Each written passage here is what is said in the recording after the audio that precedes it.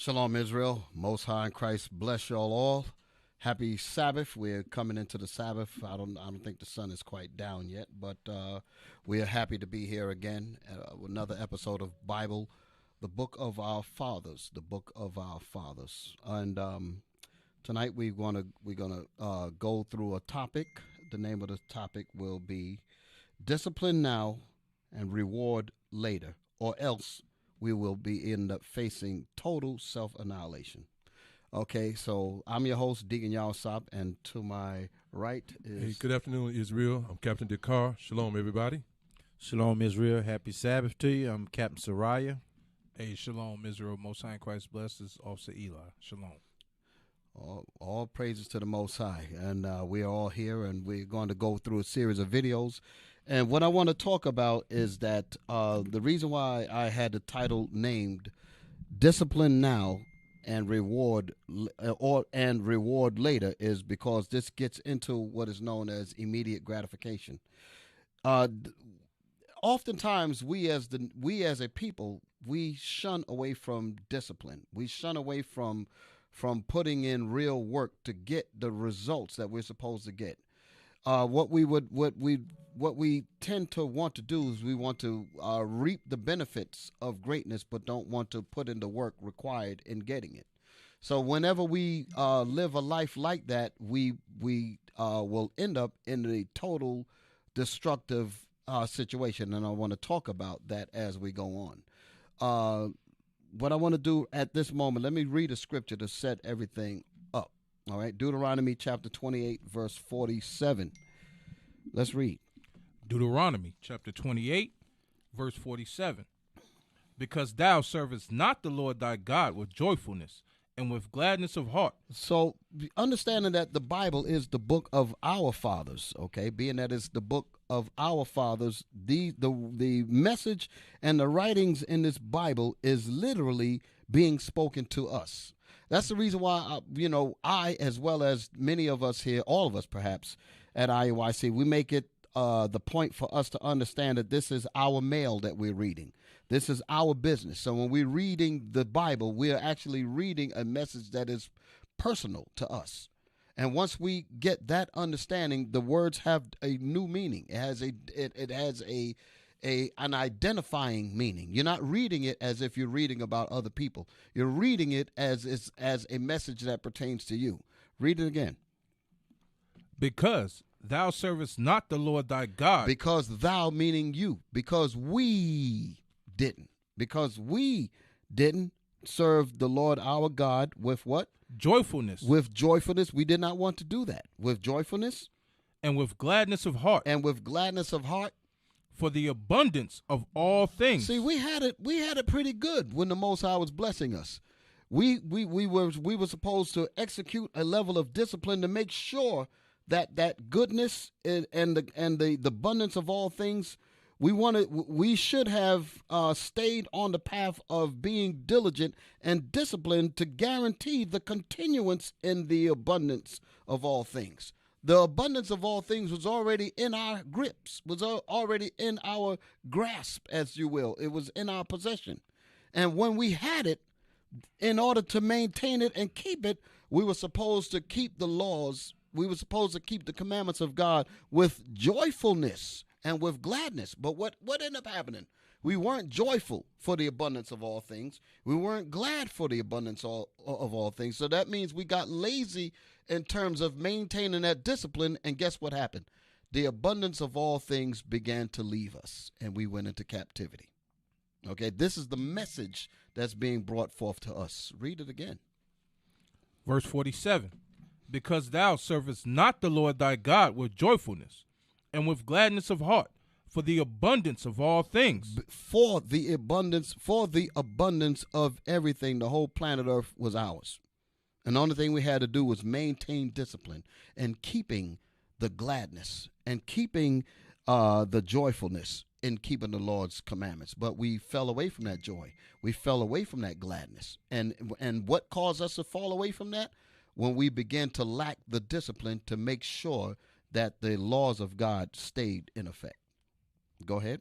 Therefore shalt thou serve thy enemies. Because of that, because of our lax attitude in maintaining the discipline to keep God's laws with joyfulness and gladness, because we went into the lackadaisical attitude with keeping God's laws, because of that, we did what? Therefore what?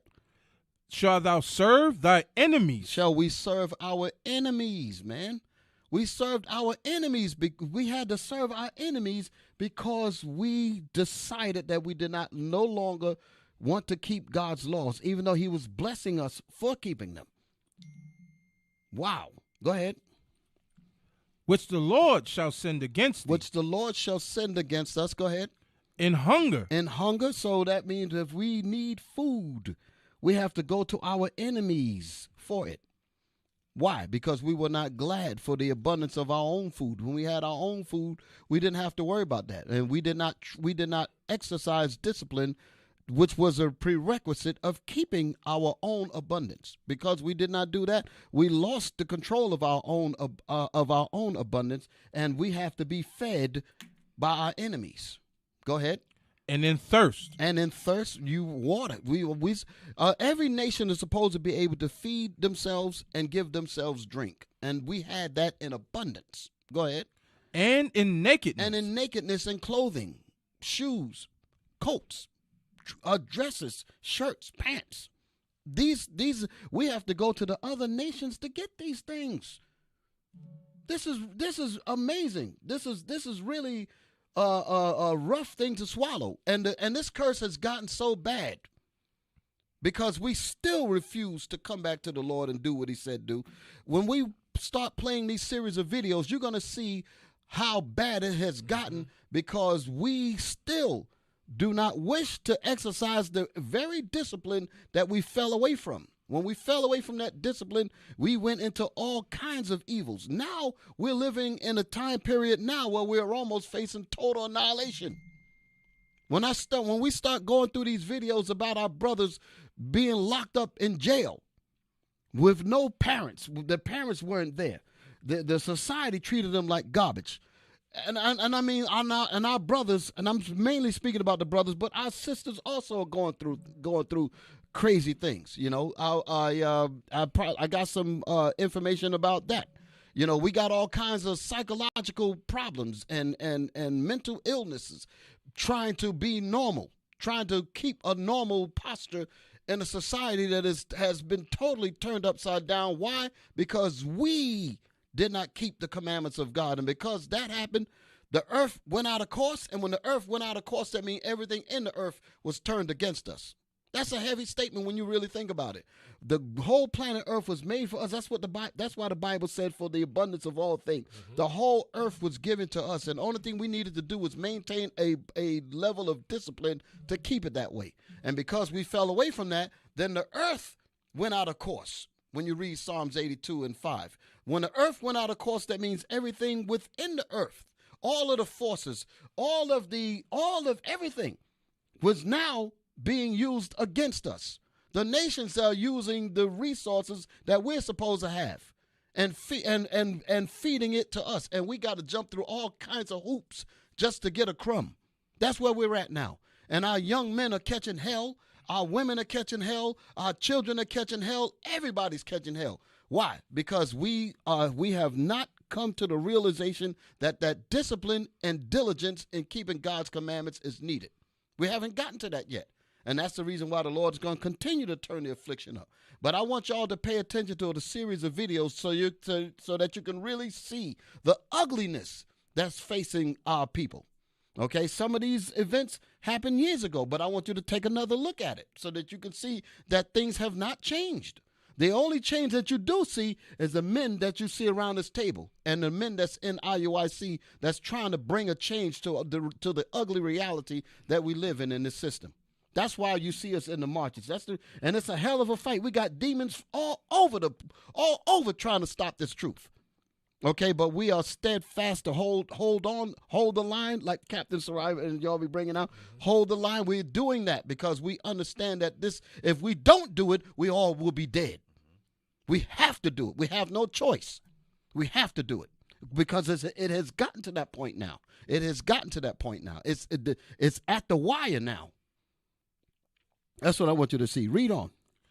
And in want of all things, and he shall put a yoke of iron upon thy neck until he have destroyed thee. And that's what has happened. Our minds are destroyed now. We are destroyed. We don't even want to. We can't even see our way into getting ourselves right. All right?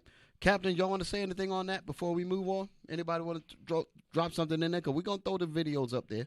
But y'all got anything that y'all want to throw in while I'm rolling? Well, you know, Dick, when you read that, I was thinking about it. It said, because thou servest not the Lord thy God. Mm-hmm. Listen, that's the point that I want to make, is that we have to learn how to know that God loves us. Mm-hmm. And that's what it is that I was looking over there back in the same book, Deuteronomy, give me Deuteronomy 8 and 5. I want to touch on something right quick, Officer Eli. Deuteronomy 8 and 5. Deuteronomy chapter 8, verse 5. Uh-huh. Thou shalt also consider in thine heart that as a man chasteneth his son, read, so the Lord thy God chasteneth thee. That's love. That's what we don't understand what love look like. Love is chastening. And when this correction comes to our people and keeping God's commandment, that's the way that God wants us to follow. He's shown me that he loves me when he corrects me, when he showed me the way I need to be walking, when he's showing me the things that I must be doing. Chastisement is good. Correction is good. Those things are love. And that's what our people need to know what love looks like. Love looks like discipline. That's what it looks like to me. Mm-hmm. Go ahead, Dick. Okay, all praises. Anybody else got Captain, you got anything?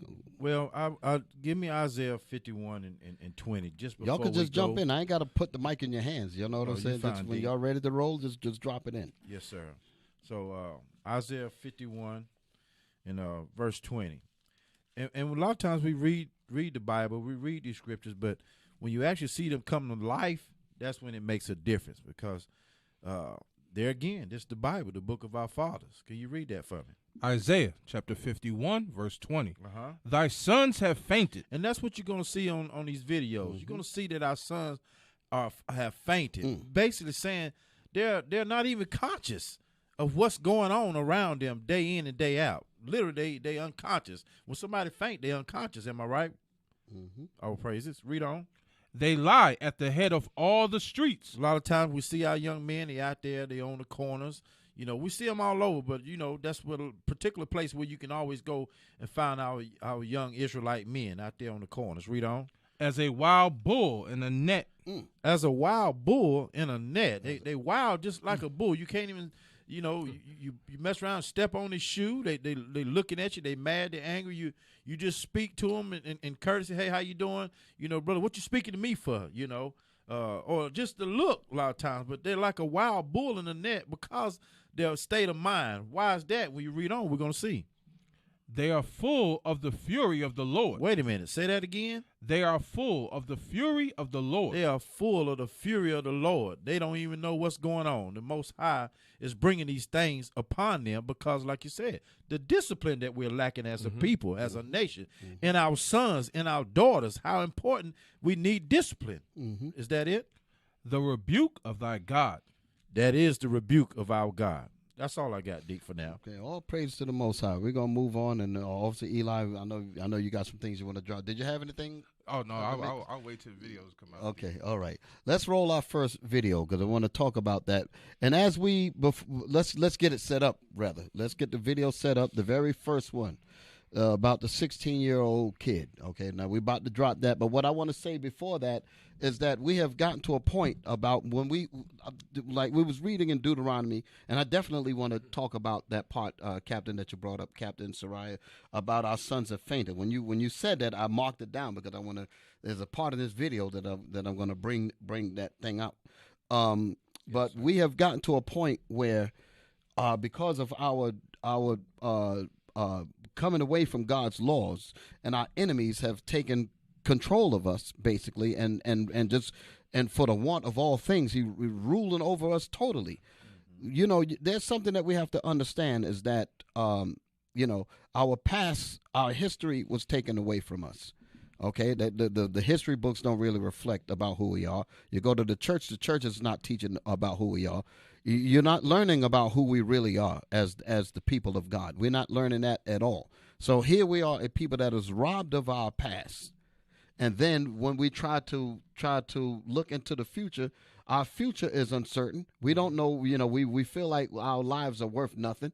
and so we can't really project and have any plan, any aspirations, any kinds of goals. We don't really set any goals because we don't really see that we even have a future. So once you have a people that's basically cut off from their past, and our enemies have basically taken responsibility for our future, that means we as men can't even plan our own future. So where does that leave us? That leaves us locked into the immediate present. And when that leaves us locked into the immediate present, that leaves you to do nothing else but be the perfect consumer. That's the reason why we will spend all kinds of money on so-called Christmas holidays, trying to kill a pain of not being able to do nothing with your past because you don't know anything about it. You can't really plan anything for your future. So everything is like a person that'll just drink himself to death in alcohol, take all kinds of dope, take all kinds of all things, because his life does not exist in the past or in the future. So everything is about now. Mm-hmm. So if everything is about now, then why would you even think about saving money for your children or your grandchildren, or even going to college or any? And I'm not saying that that's the way to the future, but I'm just my point is we won't plan to do anything. Fast money, sell the dope. And I'm going to be in business for about a year before a rival drug dealer come and put two in my head or something because he wants my corner. And that's how we live, because we cannot see anything beyond that. Why did all of this happen? Because we fell away from God's laws. Yes. Mm-hmm. So this is what I mean when I say about if we don't get back to what the Bible says, which is our fathers. The Bible says that we must return back unto him. And if we don't, we are facing total annihilation. And that's what these videos are going to illustrate. Come on. Let's get it. We started right from the beginning. The name of this video is called "When a 16-Year-Old is Locked Up in a Supermax Prison." A 16-year-old kid, basically. Mm-hmm. Let's let it roll.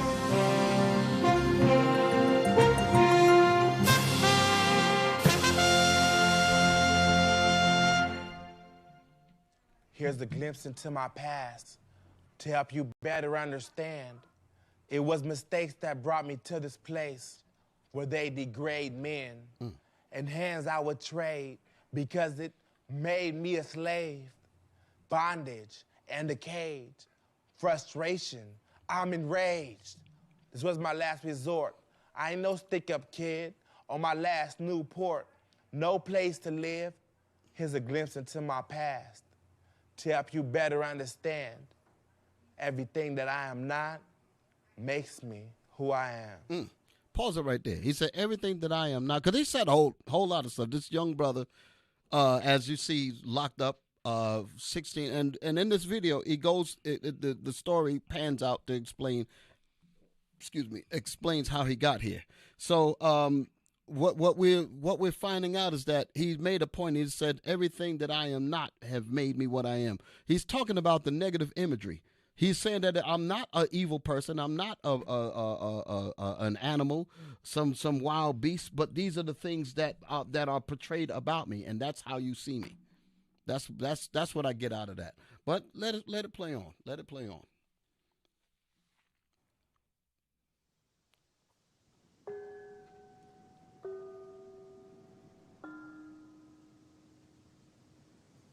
I was 16. I just turned 16. They had cages like they would have at the zoo, but they're sectioned off, right? And there were guys filled with them in capacity. Pause it. That's what I'm going to get to right there. Yeah, I'm glad you did. Pause it right there. Go back to that scripture that we was reading about our sons have fainted. Our sons have fainted, because the brother said that everything that I am not is what y'all see me as, basically. And this is what we're talking about. This is where the mothers that gave birth to these boys, to these young men, you think they meant for their children to end up here? You got to really think about that. Do you think that we go to the 9 labors of our wife, go through 9 labors of, 9 months of carrying him, all kinds of hours in the hospital in labor to produce a child that's going to end up locked up? No. But this is what happens when we have veered off the path of discipline. And this is incumbent upon men. That's the reason why the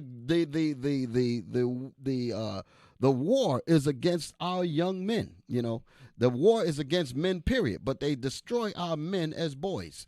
There was this doctor that wrote this book called Countering the Conspiracy to Destroy Black Boys. Okay, and that's what I'm getting into. It's easier to destroy black men or destroy men, period, when you destroy them as boys. And this is what we're talking about. So that's what you see here. Read that scripture again. Read that scripture that Captain Sarai pulled out. Isaiah chapter 51, verse 20. Turn me up a little bit, Cap. Mm-hmm. Thy sons have fainted.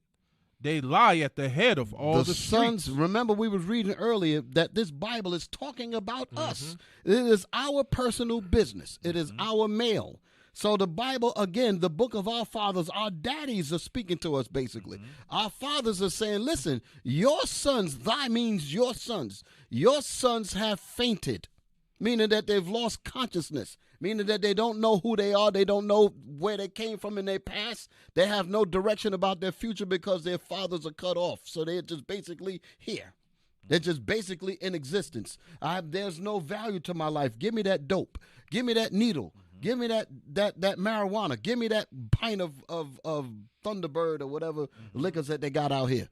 Give me that, because there's nothing. My life is worth nothing. That's what you call a fainted group of brothers. Read that again. Verse 20. Thy sons have fainted. They lie at the head of all the streets. We lie at the head of all the streets, on the corners.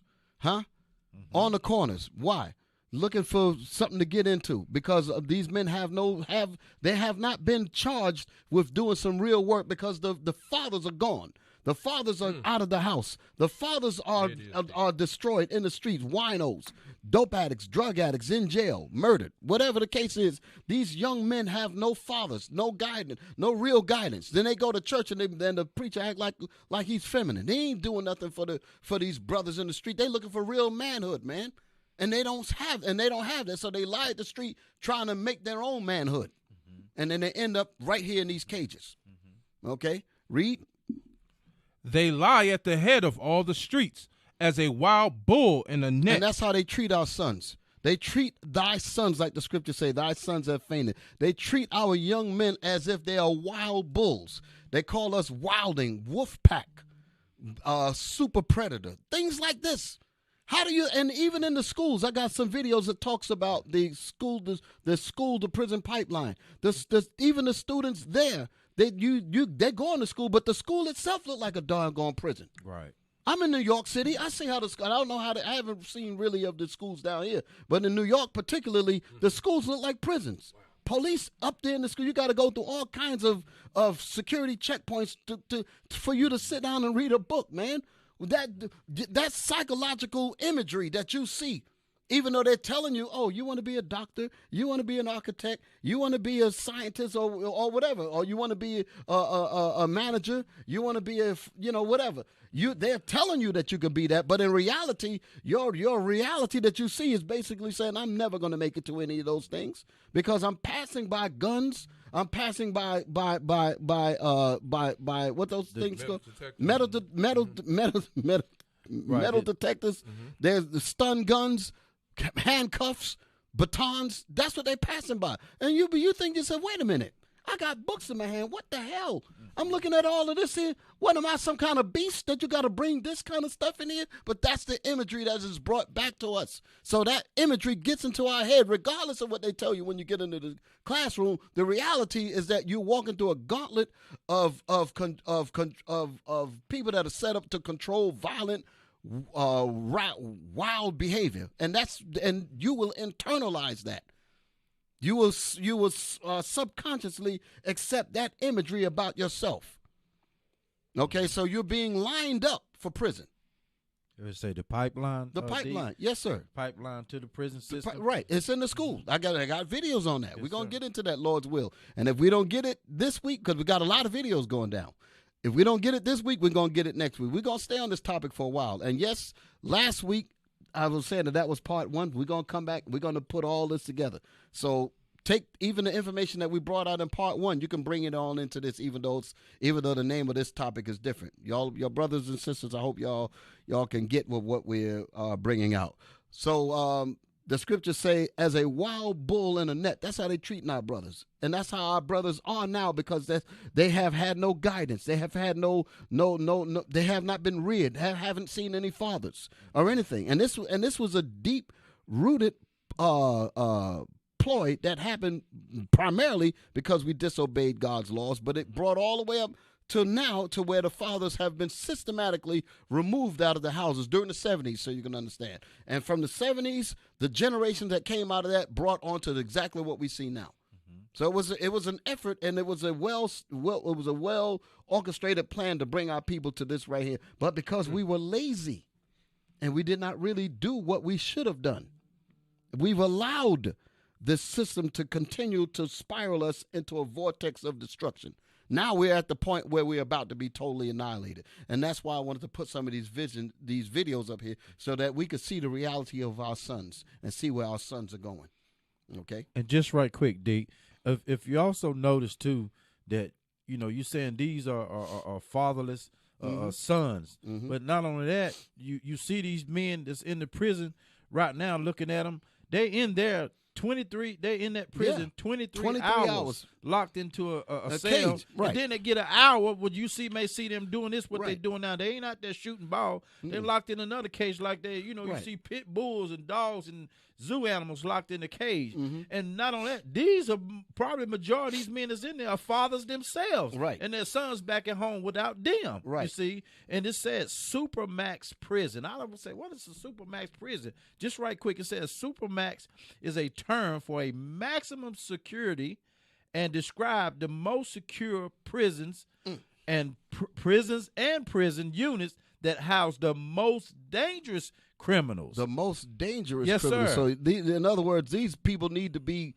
don't need to be around society. They are so bad and terrible that you can't do nothing with them. Now, right. I don't know if you have more on that. Well, I'm just going to say they put young, this is a young man we're talking about. Exactly. And that's what this article is about. Yes, sir. Exactly. That's a good point, Captain. Yes, sir. So it was good that information come on. Let's play some more on that thing.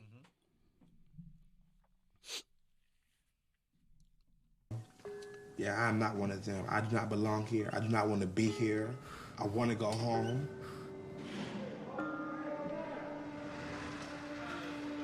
I have 13 years. I don't know if I could do it. I don't know if I could wake up every day, look at the same wall every day. Like about 6 months in, I gave up. I'm not scared to admit I can't handle prison.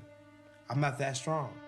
So what this means here is that people start to try to commit suicide and things of this nature. All right. Now there's a lot more to this video. Let's see what it says here. There are approximately 6,000 juveniles in adult jails and prisons in the United States. Wow. So that's going back to your point. You put a kid into this environment, basically tell him he's a beast. He's effed for life, as they would say. Yes, sir. His mind is gone. But even though I'm talking about brothers, sisters, because a lot of times people think that the sisters don't suffer as a result of this. These are future husbands. These are sons. Mothers are destroyed because of their sons that they hope to be something great when they come up, and then they see their son. They got to go visit him in a cage somewhere. That's horrifying for the sisters. That's horrifying for a mother. Okay, so just that alone.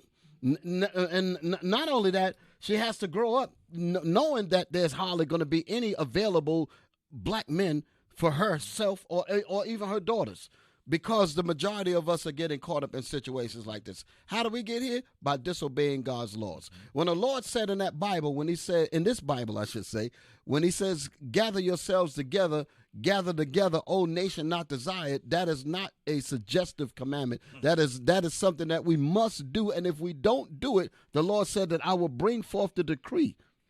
And I will bring forth before the day pass after chaff, before the day pass as the chaff, before the Lord bring his swift anger and destroy us, before the Lord bring that destruction. So we have to get ourselves together, brother.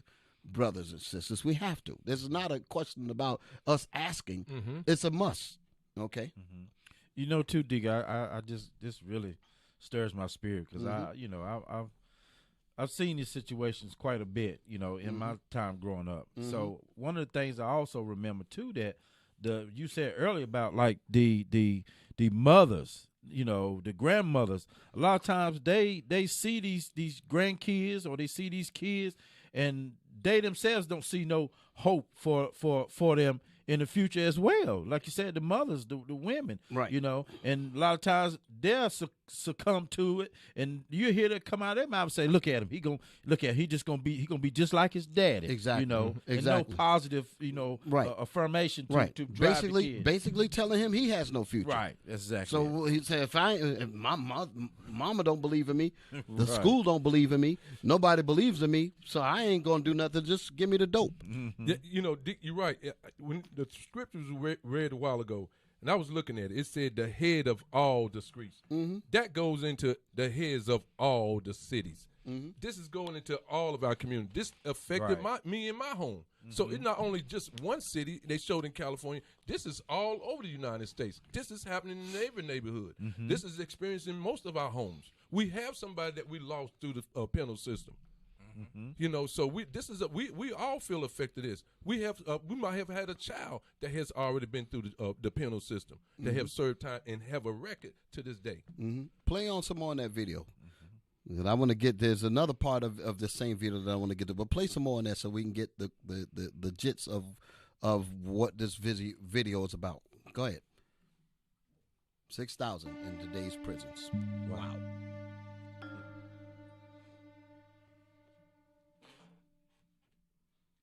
I wasn't like a hellion or nothing like that, or like just the worst kid, but I got in trouble a little bit. My mom was mad at me, so I ran away. I met somebody. I went to his apartment. He talked to me, asked me questions like, do I want to stay there for a little while? I could stay there for a couple of days. They cooked me food. They fed me. I thought, you know what? I'm just gonna try to go home. And he said, you're going home? He left and went in the room. When he came back out with a gun. And he said, you think you're gonna eat my food for free? You think you're gonna live in my house and just walk out and things come free like that? No, nothing's free. And he said, no, you're gonna have to rob this store. The way he made it sound was like this, like, if you do it for me and you do it successfully, I'll probably even give you some of the money. If you do it But successfully. you're gonna do this for me. It was in a fast trip gas station. I remember seeing gangster movies, Men's Society, Boys in the Hood, where they had guns. And in all those movies, when they pulled their gun out, they held it like this. So that's what I did. So wait, whoa. I can't let that slide. That thing just caught me. Right. He learned, and in other words, he got the image on how to rob a store and hold a gun according to a doggone movie. Right. Imagery, again, Imagery, which right. is what shapes our minds. You dig it? So he went in there because they have the guy holding the gun sideways and all of that. Yes, sir. And then he realized in real life the gun's going to pop this way. You're going to miss everything. So, well, there you go. Right. Go ahead. And I said, empty out. I hit my hand down like that. The gun went off, smoke, commotion, no customers in the store. When the gun went off, it snapped me to attention. I was like, vacate the premises. So I tried to run. Circlers hopped on Hold top on. of me. When he said when the and gun started went beating. off, wait a minute, because there's a lot of points being said here. When he pulled that trigger and that bullet went out, Yes. reality came. Right. Because you can't call it back. It's once that happens, now your life begins, the ending of your life begins right there. Because consequences, everything else is getting ready to go down now. Right. There's no turning back, basically. Go ahead. Me. I said, God, if you get me out of this, I swear I'll be good. I swear. You have my word. Get me out of this, and I'll be a good boy. I promise. Amen. How's it gonna get out when he don't know how to Pause do it it? for a held him at minute. gunpoint. You know, D, I'm sure we all have some of them moments in our Of life. course, yeah. You know, I Right. can relate to that. You Right, know? I can relate to that too. Yeah. In my dumb younger years, Yes, sir. drinking had this. Well, I ain't gonna say it on Well, here. you know, But we crossed the line. We crossed the line, Like you and I said. remember getting so tore up. I was a teenager, you Yes, know, sir. being stupid. Yes, sir. You know, and Yes, sir. running around talk, you know, and I said, man, if I get out of this, I ain't never gonna do this again. Right, It's the right. same You know, prayer. so we all prayed that thing. Right. But the point behind that is that how would you not do anything? How would you not do that again if nobody's showing you the roadmap to prevent it from in the first place? And that's what I meant when I said that we live in a society now where these opportunities to know how to not repeat that. It's not there. We that's not shown to us. So although we mean well there because the reality is it. Right. You know, but when it's all said and done, you ask yourself, okay, well, how do I prevent from going down? And when you look for the ways, that's not there. School ain't showing you nothing. You ain't see nothing on TV. Nobody in the community. My father's gone. So you don't really have a way to prevent you from going to doing exactly the same thing that you said that you was never going to do again. But what that's really saying is that the brother is crying out, please help me so that I'll never have to see this reality again. Right, right. And it was a point in there, too, where he had came to a sense. He said, I'm going home. Mm-hmm. And then when he made his mind to go home, Yep. now he faced another opposition. Right. Dude say, you ain't leaving out of here. Right, you ain't gonna lie here, sleep here, eat for free, and you know now he puts him in that position that he got to make a decision of his life or doing even more evil. Exactly. You know? So that's a bad place. Mm-hmm. There was something that Deke that you said even like with school. I forgot the name of the movie where he said he wanted to be a doctor or something or a lawyer, and the teacher was like, No, you don't want to. That was Malcolm X. Malcolm X, right? Yeah, that was Malcolm X. So even in the 70s, they was telling him, you don't want to do that. You don't want to be successful in life. You could be in a waste management. Right. You know. Right. You should do that. Right. And that's what they do to us. They put us in positions to where they tell us the only jobs you can get is the lowest of the low. You have some that reach out, the athletes and so forth, that are talented, but even that is a breeding ground. You know, they're starting to do that from the youth up now. Those young men, they're telling them, send your tapes in from rec league, send your kids tapes in. So they're starting to look at these kids now at 5, 6, 7 years old to breed them to come to the NFL. Exactly. And you know, I used to wonder why, you know, but most of the brothers that I came up with, they were great in basketball, you know, and different sports because those were the images that were shown to us. And everybody wanted to be Michael Jordan. Everybody wanted to be Dr. J because they saw that as reachable because that's the only thing that's shown to them. But if you came saying that you wanted to be an architect or a doctor or something, they'd think that you're white. We used to attribute those categories of learning as white folks because that's not normal around us. You know, you walk through and you got your architect tube and all of that. Right. You know, and they said, "This dude, what the hell is that?" You know, that kind of thing. So. You want to go into Yeah. a little bit more? Yes, sir. A little bit more of the video, please. Until the cops came.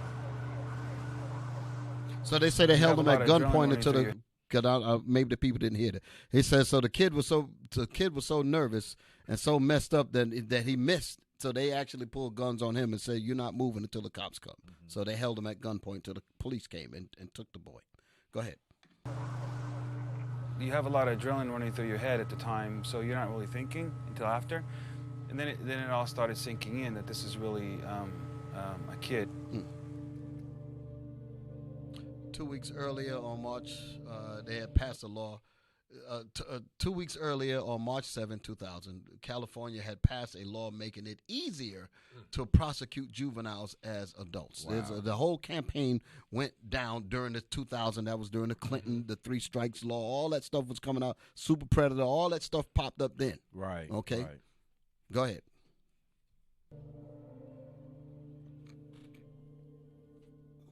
Boys in the Hood. all those Alarming videos. news reports describing teens as time bombs and super predators have heightened Youth is no excuse for committing murder, robbery, rape, home invasions, or for terrorizing entire neighborhoods. Proponents argue stern measures are necessary to combat rising youth crime. We cannot Many of the worst super predators were juveniles, and they were being referred to a system that was created to handle bad boys. We were walking around basically unarmed in terms of our penal statutes when it came to juveniles. And that is why Proposition 21 came about. So Proposition, pause it for a second. So now everybody got the understanding about Proposition 21. Proposition 21 gave the states the power to try these juveniles as adults, because prior to that, the juveniles will be allowed to just go wild and that's what they're saying. So, I know some people might. I know there's a segment of our of the people out there. Maybe it might not necessarily be our people, but some people be like, okay, well, you want to let them all go? No, that's not what I'm saying. I know some of our people they can't be loose because their minds have already messed up, so they have to be dealt with in a different way to correct them. But what I am saying is that we have a system in place that is not geared to really correct. The system is called corrections. They're not really correcting them. They're making profit off of them, to be honest. You understand? And it's a whole system that's geared to do that. This is what you call engineered criminals. I guess that's the way to put it. These criminals were engineered. Okay, the seeds of creating criminals started all the way back. You mentioned about Malcolm X in the early, actually he was like the 40s or the 50s when he was in the 8th grade. But that particular thing came all the way up to the 70s, like you was bringing out, Officer Eli, and then the welfare laws kicked into place to make sure that the man wasn't in the home. All of these things contributed to making these quote unquote super predators. So there's no real desire to correct them like the system of corrections is indicating. No, it is not really designed for that. No, because they always want some kind of slave in this system, and that's how you get your slavery, through this kind of system here. All right, that's coming up more in my lesson. Can I read something about super predator? Yes, sir. It says a super predator. It says a term used to refer to a dangerous youth in which rehabilitation seemed improbable. A damn animal. That's what they're saying. He's a damn Tasmanian devil. Kill him. Yeah, that's basically what they're saying. Yes. It says there are not just gangs or kids anymore. There are often the kinds of kids that are called super predators. No conscience, no empathy. We just read in Isaiah 51:20 said, "Our sons have fainted." There it is. Unconscious. Exactly. We have it. Basically, what I was making a point about, like what Officer Eli talked about with Malcolm. We have a society that basically shaped the way our people are today. The environment made the people the way they are, and the reason why I say that is because these are facts. When you have people that's growing up in these kinds of environments, their whole mentality is going to reflect that from that which is around them. There has been studies. Esau Deuce study. Right. There were studies during the time of I remember during the time of the 60s. Of course, I was a little babe, but a small child. But I would do some reading and some research and some studying certain things. And I remember that there was and during the schools like Yale they used to do certain experiments on the campuses, colleges, because they were experimenting on behavioral science and things like this here. And I remember they had what was known as the Stanford prison experiment. And what they had done, they had taken quote-unquote ordinary students and divided the students up and made one half of them inmates and made another half of them correction officers or policemen, and put them in uniforms. Put the students in uniforms with the dark glasses and all of those things. It's a famous experiment. I think they even made a movie. It's a movie. They actually made a movie out of it, but it's a real experiment. They converted the basement of their place and made real cells. And the point was, they were watching how the environment of the uniforms. You got on inmate clothing. You got on certain clothing. It will begin to shape your psychology. The officers with their uniforms, it began to shape their psychology. And these were students, were classmates in the beginning, but the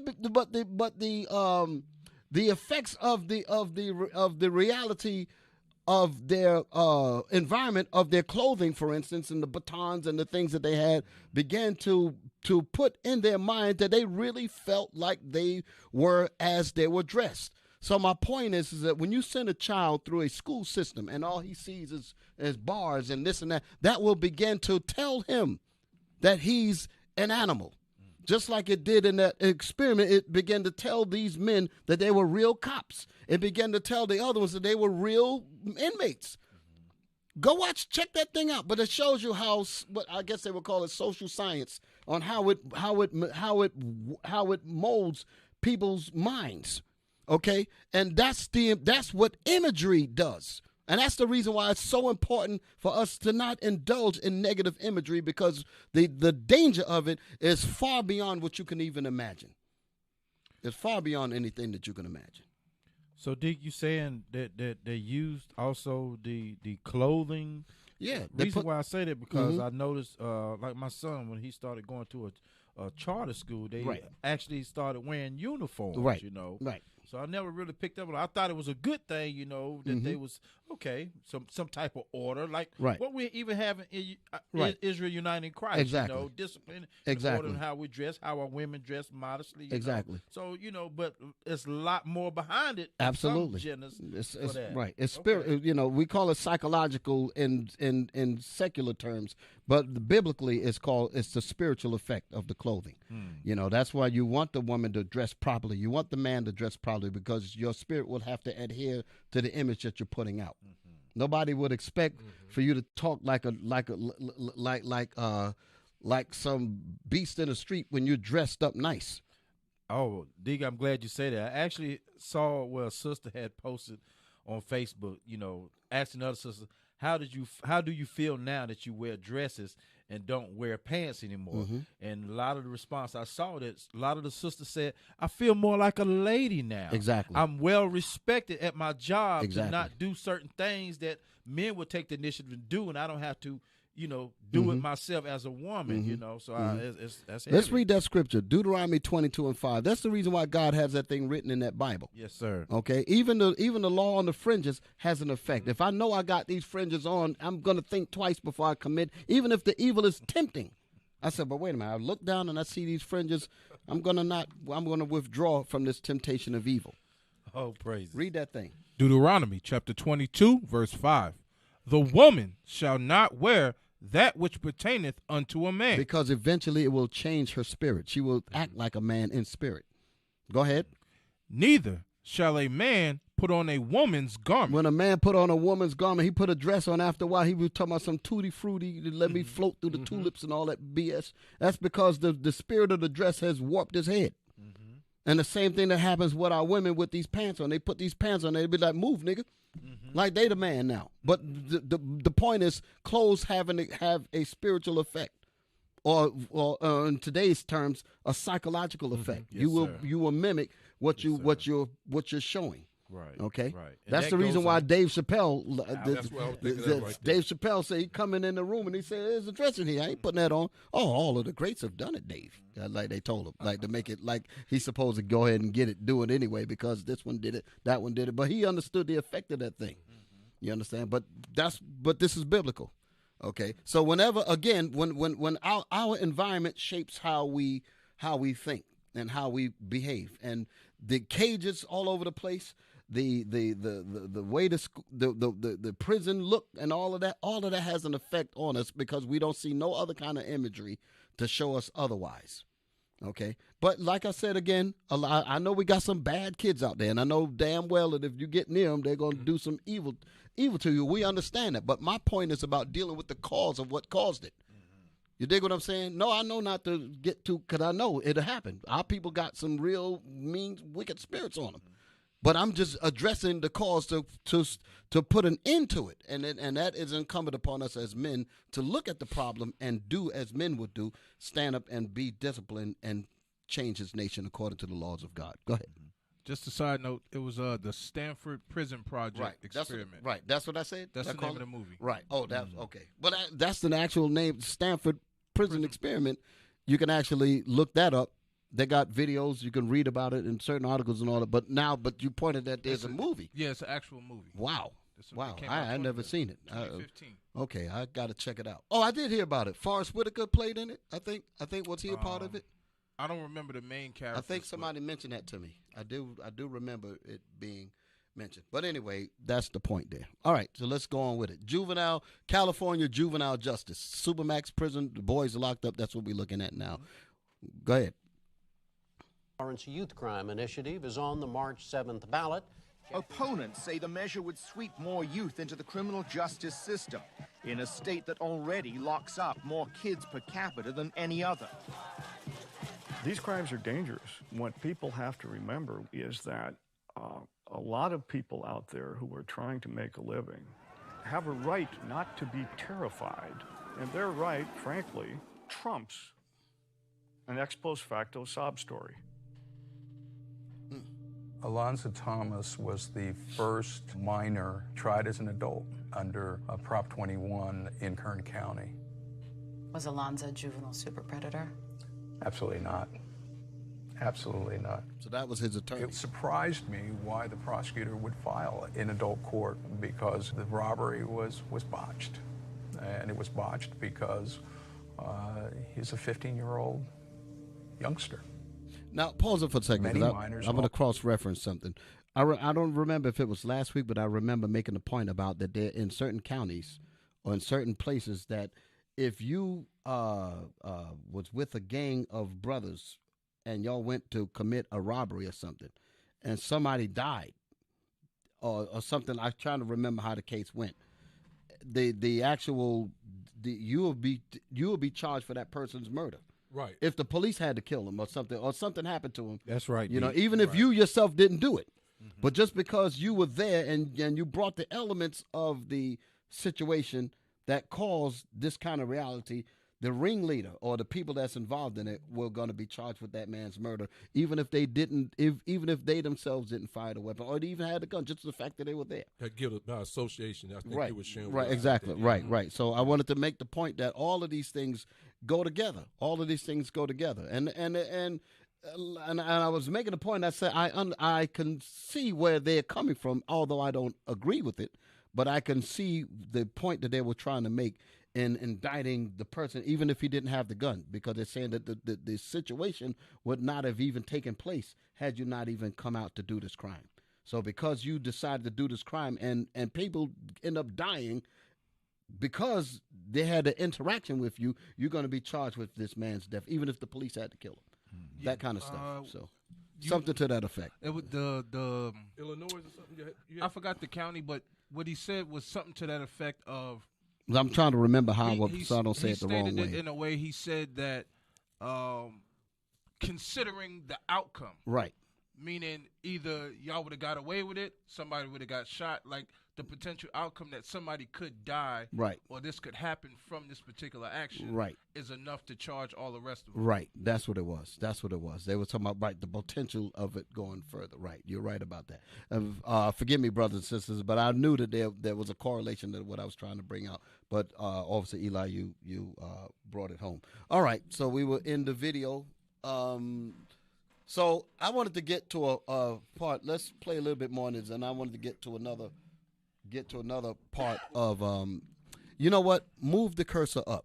I want to, because like I said, there's more videos. Move the cursor up. So as you can see, people were advocating that this should not have been, because he was a youth, and the circumstances of his environment brought him to this kind of reality. So therefore, you should have some kind of leniency on him, because in reality, he is not this super predator. He just got caught up in some bad things.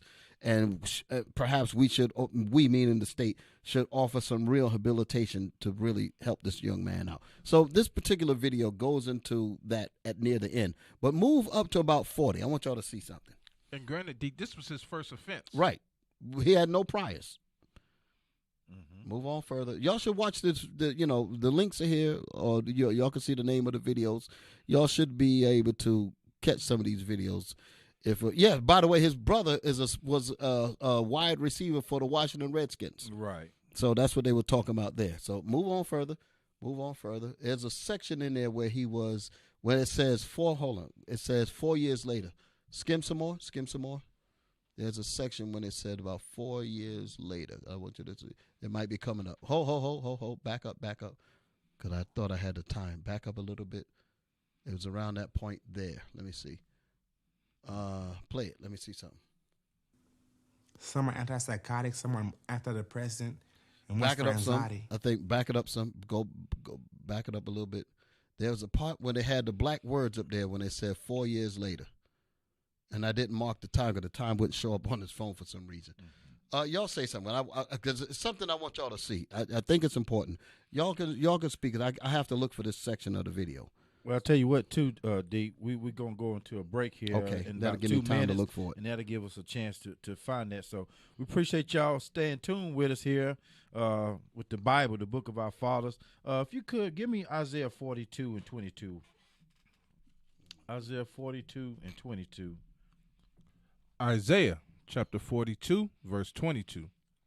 But this is a people robbed and spoiled. Just like what Deacon was bringing out earlier, we're a people that's robbed and spoiled. Well, what do you say we robbed of and spoiled of? Well, one of the main things is we robbed of our knowing our history, knowing who we are as a people, and there again you see that, like we brought out earlier in the show, that they don't have no future to look forward to. Mm-hmm. You see what I'm saying? They're trying to even learn about their past to grab a hold of something from their past that would inspire them to move into their future. But there's nothing there. They just groping, and there's nothing there at all. That's sad. But there again it says, read on. This is a people robbed and spoiled. They are all of them snared in holes. Snared in holes. You fall in a hole that you trying to find your way. You scratching and grinding, trying to climb out of a hole. Can you imagine yourself being in a hole? Well, truth be told, if you look at a lot of our young men, I was one of those young men, searching and reaching and trying to find myself wherever I could get a hold of to find some, what can I say, Captain DeCarl? Trying to find some place in life, right? Your identity, right? Yes. Trying to find some type of identity or something or to reach purpose, out to, right? A purpose. That's Purpose. it, right there. A purpose. Read on, officer. And they are hid in prison houses. Then you find yourself, you don't grab the hold of the wrong thing, searching for purpose, and you selling drugs or robbing a store or doing drugs and just in all types of foolery without no discipline, no guidance of even a father or even something without even a mother. Mm-hmm. But especially for a man, a young man or a young boy, he's looking for that father guidance, right? So then he finds himself in prison houses. Okay, read on. They are for a prey. Then we're preyed upon as a young man, as he was at 16 years old. He is in an adult prison. He's prey now. Read on. And none deliver. Nobody to deliver him. For a spoil, and none saith, restore. Nobody's saying restore this young man. He shouldn't be in that particular condition. So go ahead, D. I know we're on the last minute before we go on break. Well, right, because I found the time, and I think I think I could squeeze it in because when we come back, we'll deal with a different video. Okay. Right. So I see the time. Yes, sir. I want to go to 24 minutes and 43 seconds. Go to there. And this ain't gonna take long, but I want y'all to, since we're gonna tie this video up, so when we come back, we'll be on a different video. I want y'all to see this here. 4 months later, same brother. I don't sleep often. But sometimes when I sleep, I just, I wake up and I get up and I don't realize where I'm at. Pause it. Does it feel good? Hold, stop. Yeah. I want y'all to see those movements. Yeah. You see how he is now? He's nervous. There's a lot going on in that man's head. Mm-hmm. When I first saw it, I just zeroed in on that scene because I worked in a situation where I used to see a lot of these youths come in. Parents didn't give a damn about them. Some of the, like the adolescent psych units and stuff like that. A lot of times the parents, because they did not even want to be bothered with them, would send them there and leave them there and would hope that when the insurance run out, they want to kick them back and then the mothers have to come back and get them and the moms don't want them. So it become a fight some damn times because they don't want to take the child back. You think of this? And Right. Just imagine the child seeing this. Imagine the kid said, damn, my mama don't even want me. Wow. My daddy don't even want me. That kind of, and these are the kinds of things here. And when these kids are there, when these kids don't really get the proper visitation and stuff like that, they become they become subjects of all kinds of medicines, Ritalin, Seroquel, all kinds. They got all kinds of Haldor, Zyprexa. I can name it because I was there. I seen it. They give all these kinds of Ritalin, all kinds of medications that they will give to these kids because they're basically thrown away. Okay, so that's what you're looking at here. 4 years later, this is what we're talking about. So started again from the 4 years, and I'm looking. When I saw how he was trembling, I used to see kids like this here, people his age, sitting up in the doggone in the hospitals, trembling like this here. And I used to talk with some of them, and they used to tell me, my mama don't care about me, my father don't care about me, this and that and the other. And I would know the information because it said the insurance run out. Sometimes the staff would speak about it, said we got to get him out of here because we got new patients coming in and we need to get him out. Stuff like that. Hit it.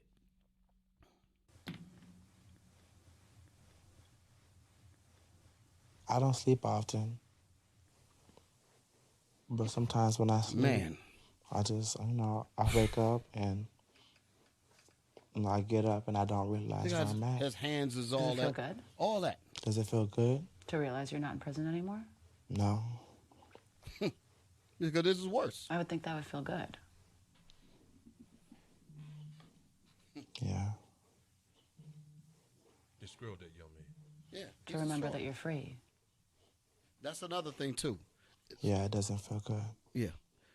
You've had pause it, and we're gonna take the break. But I want to say this here: you would hear inmates, you would hear people that have been locked up for a long time. They'll come out because once you're inside that hole, once you're inside that cage, that becomes your home. Mm-hmm. That becomes your comfort zone.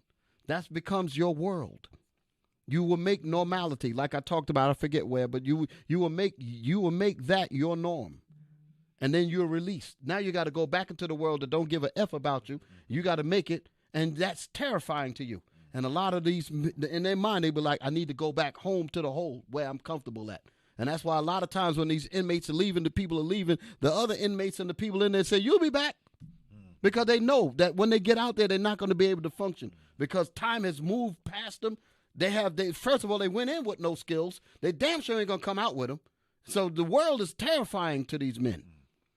Okay, when they come home and they try to get with their wives and all that, the wife don't understand because his mind is on mush. The wife can't relate to him. The kids can't relate. It's a mess because they got destroyed in there. And when you start thinking about all of that, then somewhere in the back of your mind, you start thinking about how all of this began. It began because mama wasn't there, because daddy wasn't there, because nobody gave a F about me. That kind of stuff, and I ended up in all of this mess. Now I can't even make a life for myself or for my wife and kids. I can't even relate to them. That's what's going through this man's mind. Go ahead. No, go ahead. I was just saying that I was watching what Deke was talking about his body language. Yes. He's really showing you he's terrified. Himself. Right. He's not conducive. That this environment is not healthy for him. Even being on that couch, because I think she even asked him. She asked him, "You should be something like out of prison." You know, he kind of just got silent, like, prison was his home. But that's what you was talking about. And then they give him medication to kind of quell those things, but nothing quells the psychology in his mind about what happened to him. And not only with him, the family that's at home, they went through a whole series of abuse, a whole series of psychological trauma because their daddy is missing, because their father is missing, because their brother is missing. Go ahead. So I guess with that, go ahead. Well, let's go ahead, Captain. Before we close out, right. let me read the scripture. Yeah, yes, so we're gonna go into a little break here. I'm gonna close it out with this. Go into this break with this scripture here. Give me Isaiah 42:24. While you're getting that, and like you said, I noticed that he did say he was on about 3 or 4 different meds. Yes. Yeah. I was like, wow, just to be able to sustain outside of the prison, nonetheless in the solitary confinement that he was in. Isaiah 42:24. Isaiah chapter 42, verse 24. Who gave Jacob for a spoil? Who gave Israel, us, as a spoil? Go ahead. And Israel to the robbers. And us, Israel, to the robbers. Did not the Lord? The Most High himself did this. Read on. he against whom we have sinned. Because we have sinned against the Most High God. We had not been disciplined into the law, statutes, commandments that the Most High gave us through the book, the Bible, the book itself, the Bible of our fathers. Read on. For they would not walk in his ways. We would not walk in his ways, keeping these law, statutes, commandments. Go ahead. Neither were they obedient unto his law. So y'all meditate on that, and as we go into a little break, we'll be back here soon. Stay tuned.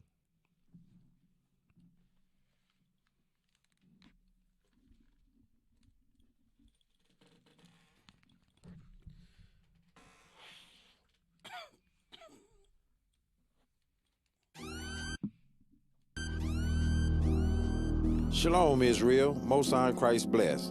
Captain Soraya here from IUIC Concord.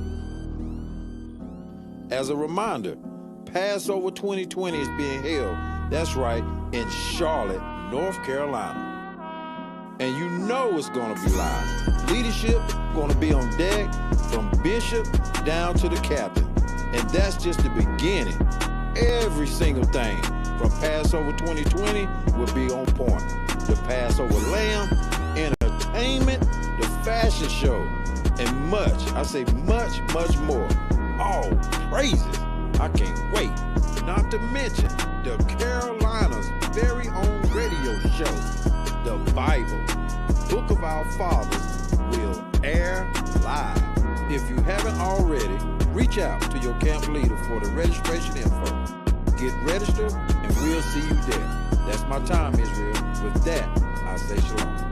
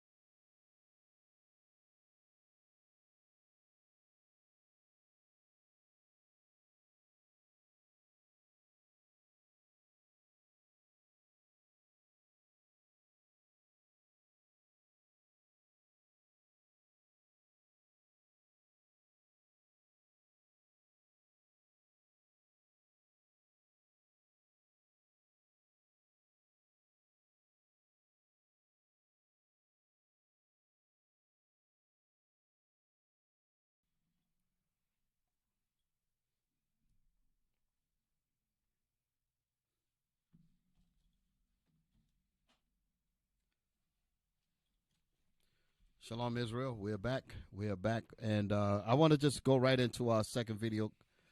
Let's get our second video queued up, and we want to get right into that. So that bit of information and video that we saw was rather touching, but the saga continues. The saga continues.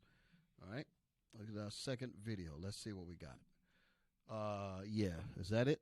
Okay. Come on. We turn now to another tragic story about a young man who learned the hard way about the troubles plaguing America's criminal justice system. Khalif Browner was arrested at 16, never convicted of a crime, never had a trial, but spent more than 3 years in one of the most violent jails in the country.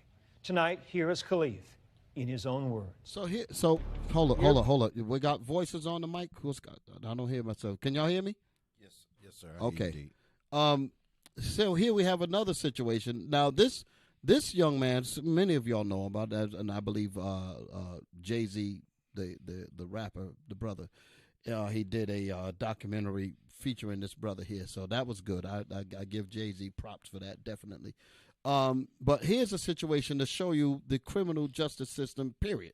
Okay, this boy was 100% complete innocent. And the same, like we was looking at the psychological effect of what happened to the brother, the psychological effect took this brother for no reason, basically. He shouldn't have been connected to this thing at all. Right. And because he recognized how what's the word, wretched the system was, he defied copping a plea of guilty to say, listen, this system is messed up. So start it from the beginning. Start it from the beginning. I don't want y'all to hear all of this. I know many of us have heard it, but I want y'all to really dig into some of the traumas that came out of this. Come on. To another tragic story about a young man who learned the hard way about the troubles plaguing America's criminal justice system.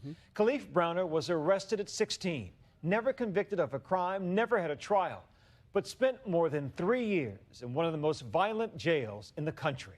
Tonight, here is Khalif. So wait a minute, pause it. He never committed a crime.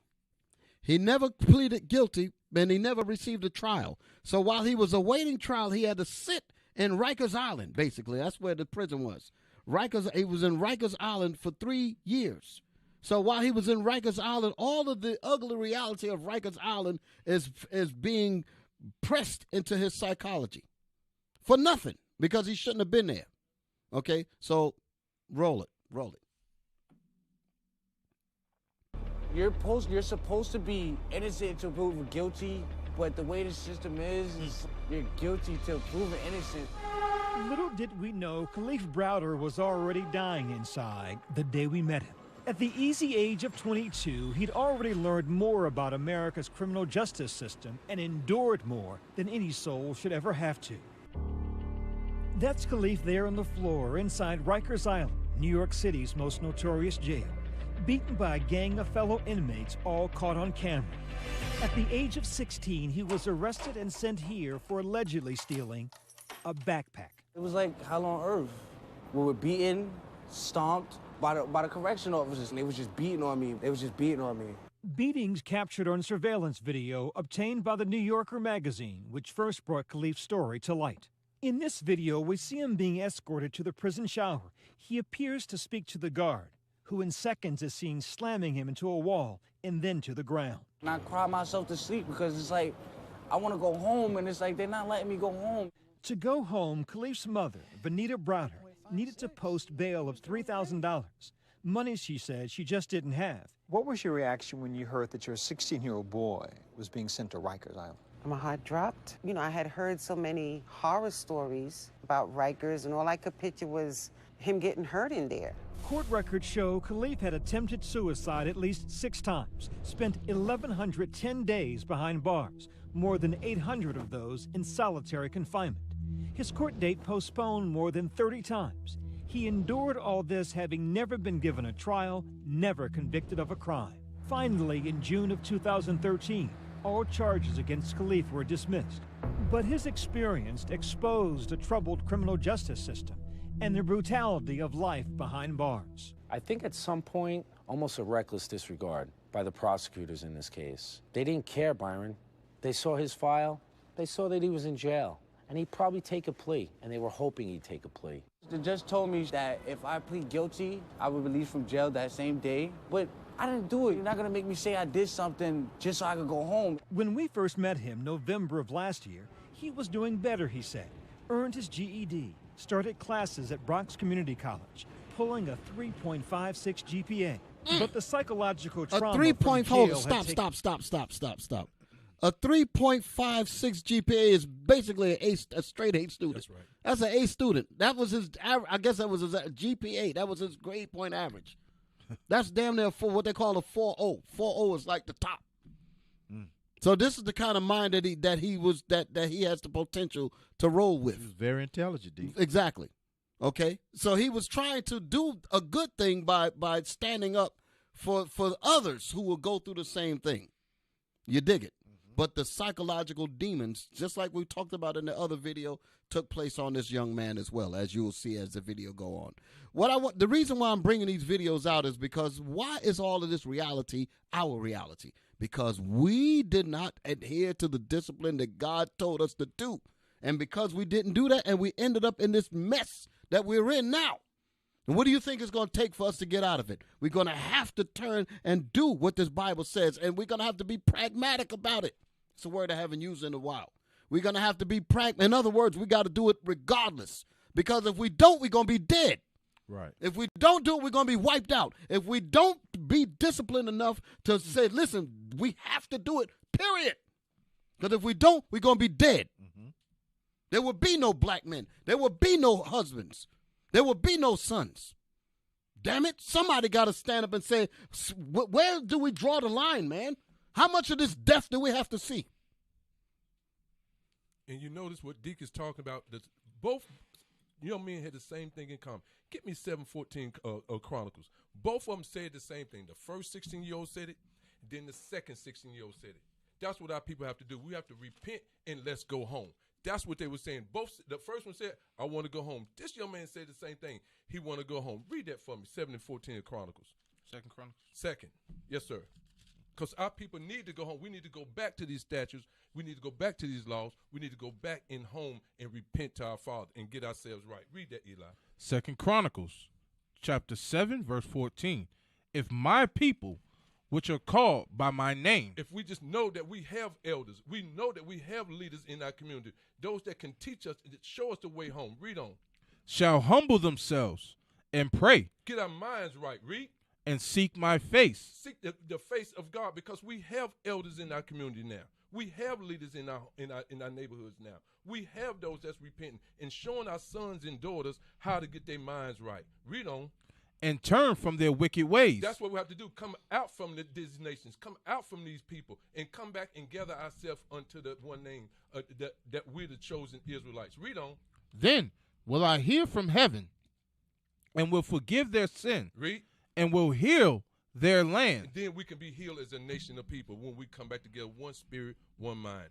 That's what we must do. We have to go back home. That's what I'm hearing these young men say. They saying the same thing. They say, I want to go home. I'm saying the same thing. I want to go home too. I want to go home and be a part of that elect. And that's what we must do and continue together in the nation of Israel.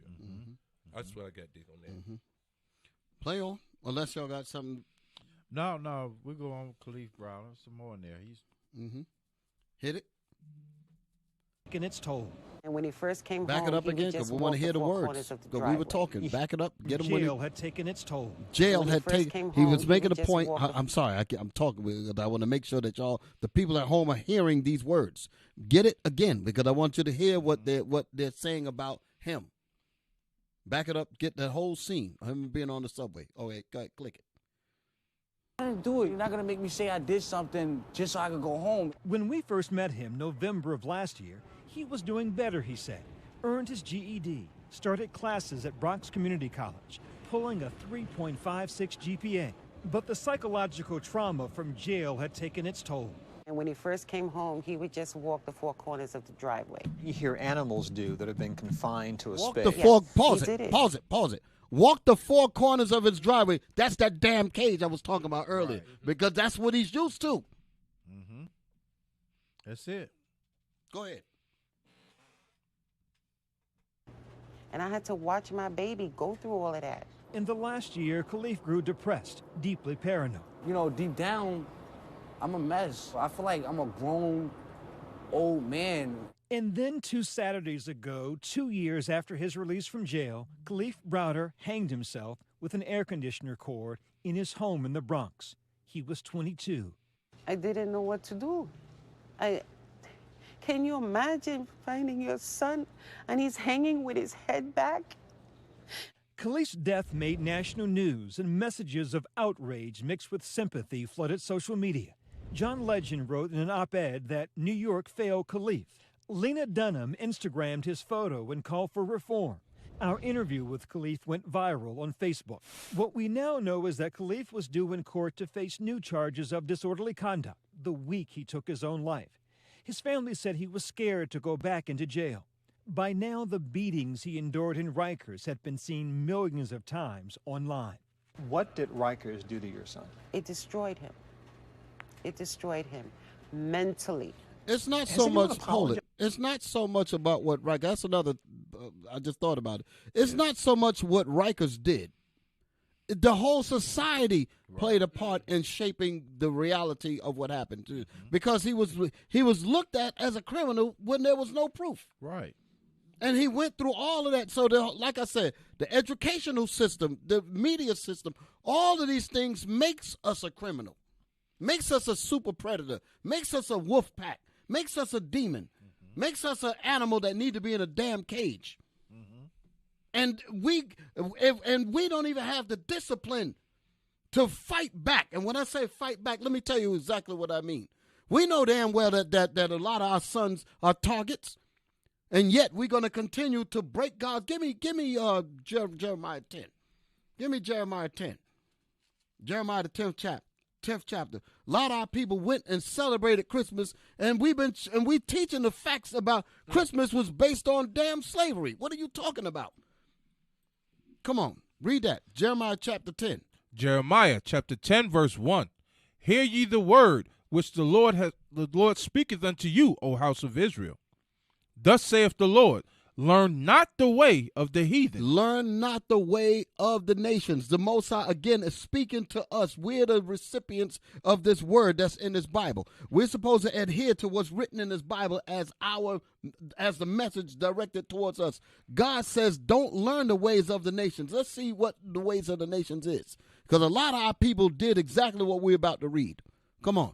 And be not. Hey, give me close. Bring up that camera a little closer. I'm far away like a little egg on a table somewhere. No. I'm talking about with the lens. It don't get no closer. All right. I'm sorry. Didn't mean to mess with you, cameraman. Read. And be not dismayed at the signs of heaven, for the heathen are dismayed at them. For the customs of the people are vain. For the customs of the people are vain. God said that the customs of the nations are vain. Are vain, meaning have no value. So why are you participating in them, Israel? Go ahead. For one cutteth a tree out of the forest. Go ahead. The work of the hands of the workmen with the axe. That's the Christmas tree, the so-called Christmas tree. That's where this demonic holiday come from, the Babylonians. Go ahead. They have nothing to do with Jesus. Our people are so damn evil and wicked as hell. What the hell is a Christmas tree? I know I'm using a lot of H words. What does a Christmas tree and some bulbs have to do with Jesus? Right. What does that have to do with Jesus? And you telling me our people don't know that? They know that Christ wasn't born under no doggone Christmas tree, and they still, with their undisciplined selves, gonna spend billions of dollars, and ain't doing a damn thing to help our people. Put that money towards helping our brothers, helping these men to get their minds right. You're gonna spend it on some doggone foolishness and give it to these merchants that's building prisons with your damn money. Go ahead. They deck it with silver and with gold. They fasten it with nails and with hammers that it move not. All of these, our people need so much help. It's not even funny. The women, the sisters need help. The brothers need help. Mothers need help. But what are we doing? We running talking about some damn Christmas and New Year's. All this doggone foolishness, totally undisciplined and don't give a damn. And meanwhile, the reality for our sons and daughters is getting worse and worse and worse. After a while, you ain't going to be able to spend nothing. I think the last record that I heard, I think I passed a statistic. They said it was the biggest year in terms of money being made on this doggone demonic holiday. I think that was one of the reports that I heard. I hope I'm wrong. I hope I got it wrong. But they said they made big money this year. Go ahead. They are upright as the palm tree, but speak not. This the Christmas tree, the so-called Christmas tree. That's what it's talking about. And our people celebrated the hell out of that doggone thing. And it got nothing to do with Jesus. And they know it ain't got nothing to do with Jesus. But our people are so undisciplined, so much in the immediate gratification of the Christmas carols and the jingle bells and the ham, whatever food they have, ham and turkey. What they have on Christmas? Same thing they have for Thanksgiving. Ham, turkey, all that. Unclean food. Glaze, all that garbage. That's what they have, all that. Probably got some pig somewhere tied up, throwing up in that damn thing. Mm-hmm. So it's just, again, it is incumbent upon us. Yes, our brothers are messed up, the ones that are locked up, but what are we going to do about it? What are we going to do about it? At some point, the line has to be drawn. At some point, we have to say, okay, that's enough. We have to start organizing and doing exactly what that Bible says in about gather yourselves together, Zephaniah 2:1. We have to get to that point. Come out of the bullshit so you can understand. Mm-hmm. Is that it? They must needs be born because they cannot go. These trees had to be carried because they can't go on their own because the spirit, the doctrine back then was that the spirit of Nimrod was going to come inside the tree and attack you if you didn't bring gifts to the palace. Okay, for Semiramis and about Nimrod. That's what that's talking about. And Tammuz and all that garbage. Read.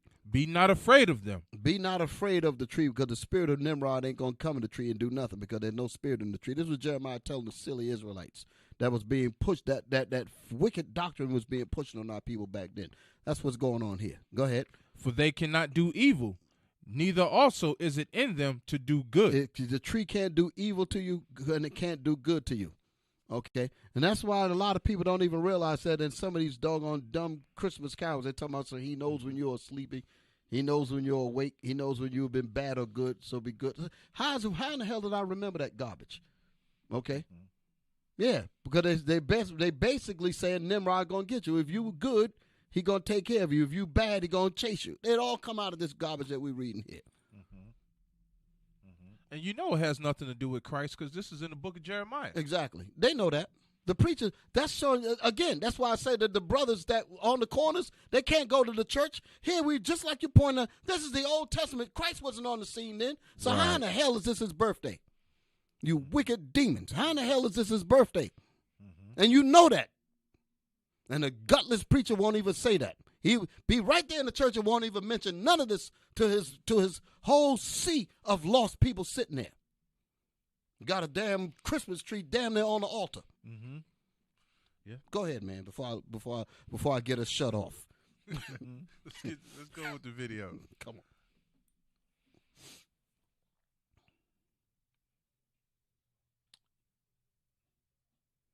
Apologize to you from Rikers?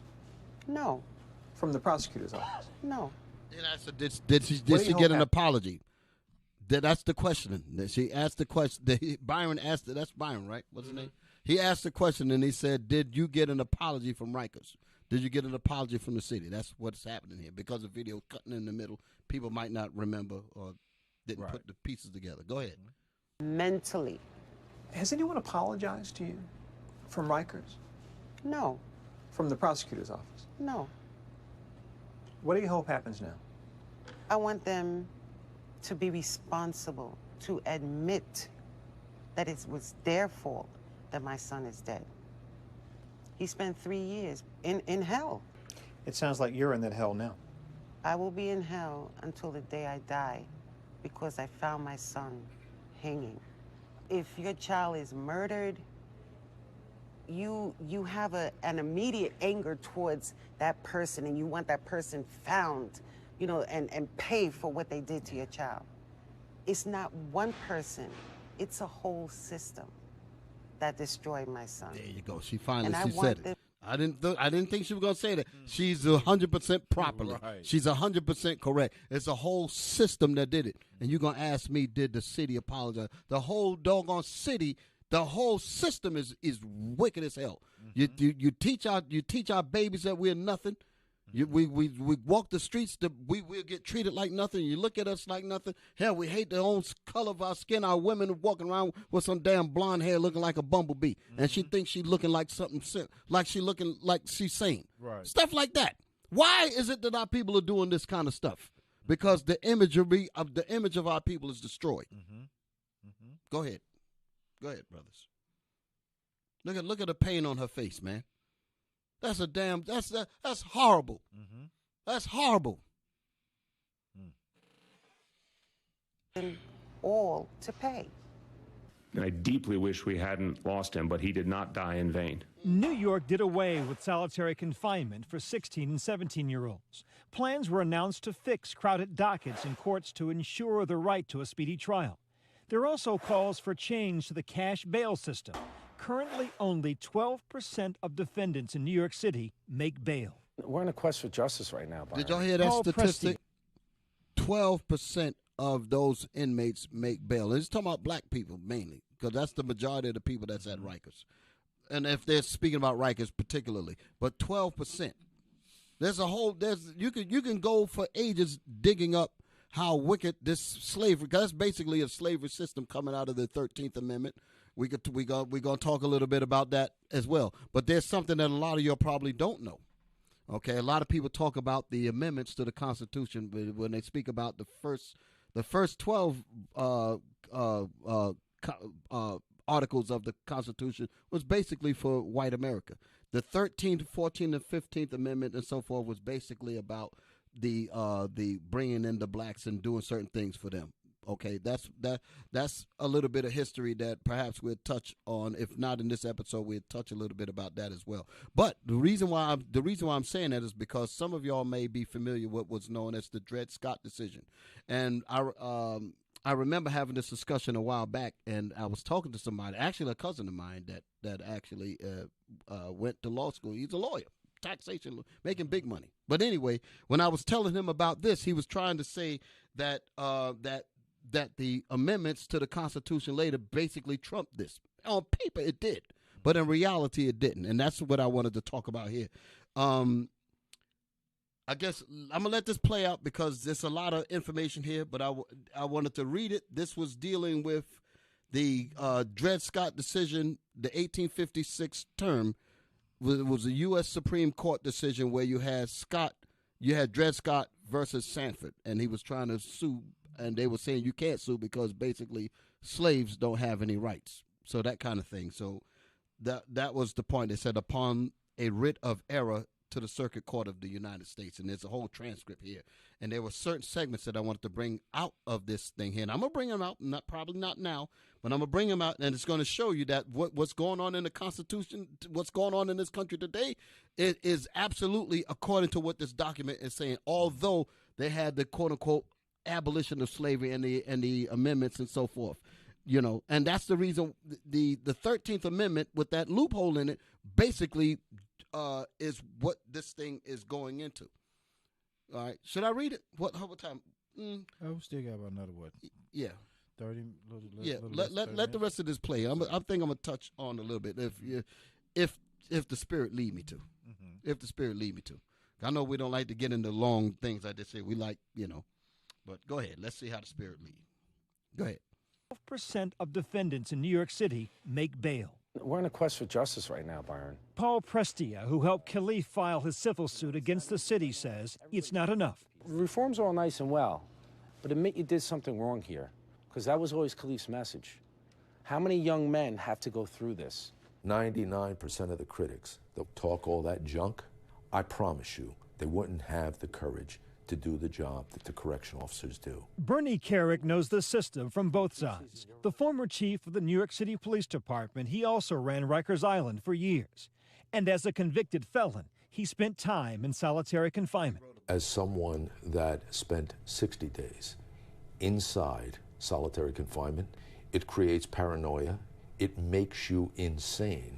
But he cautions the city against bowing to public pressure and implementing changes, he says, that could put Rikers correction officers and inmates in danger. If you take solitary confinement away from the correction officials, you're going to see a major, major increase in violence. These are kids that come from gangs.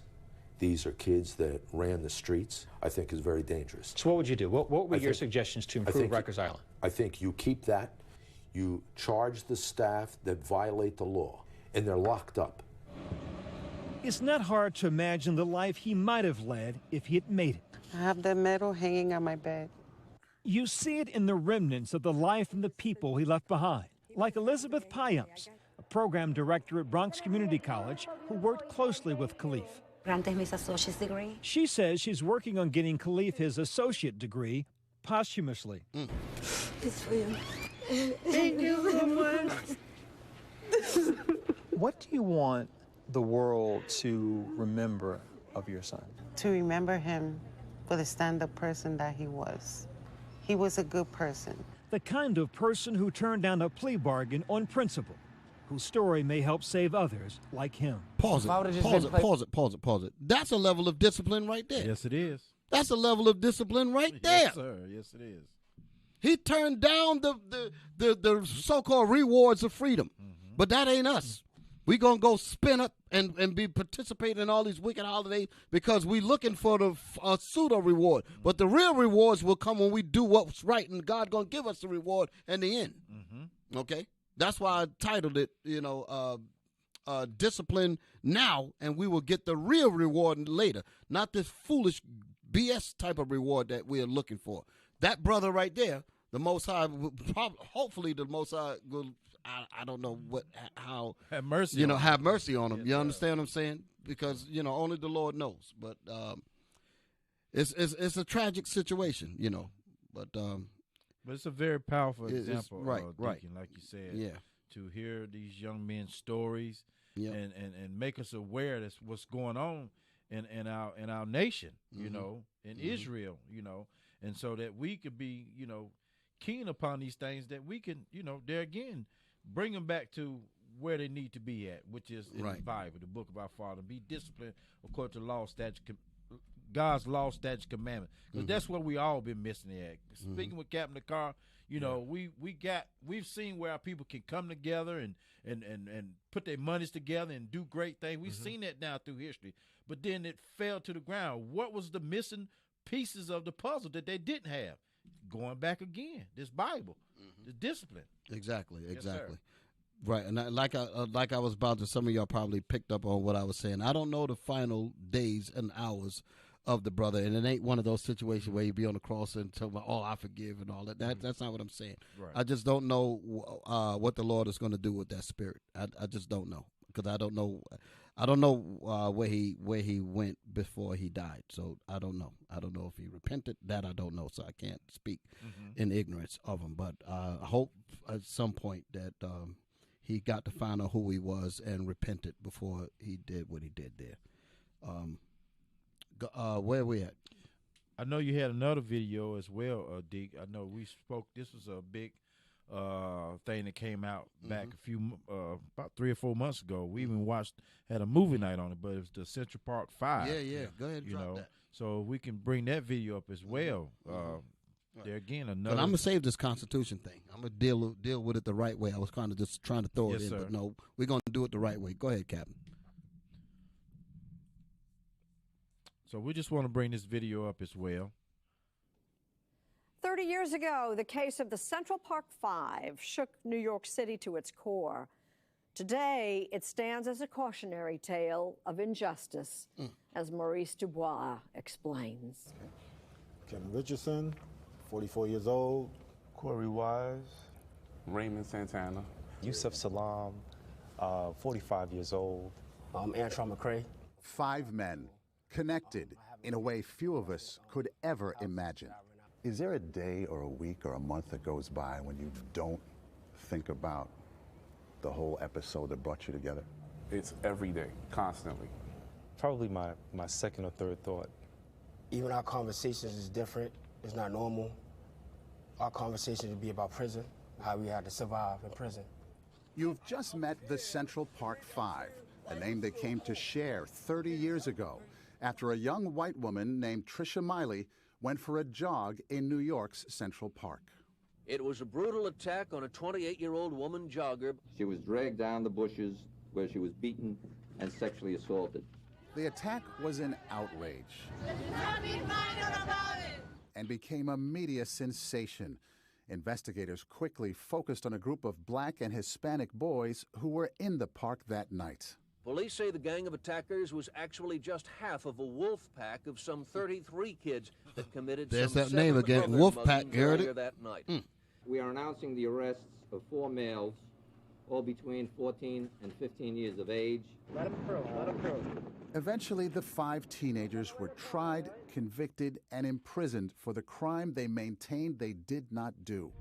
All we need is for one to tie this whole thing together. The story of how the boys were charged and years later cleared of that notorious crime is the subject of a new Netflix miniseries by the Oscar-nominated writer-director Ava DuVernay. What was your starting point for this story? My goal was to humanize boys and now men who are widely regarded as criminals, and in doing that, to invite the audience to reinterrogate everyone that they define as a criminal.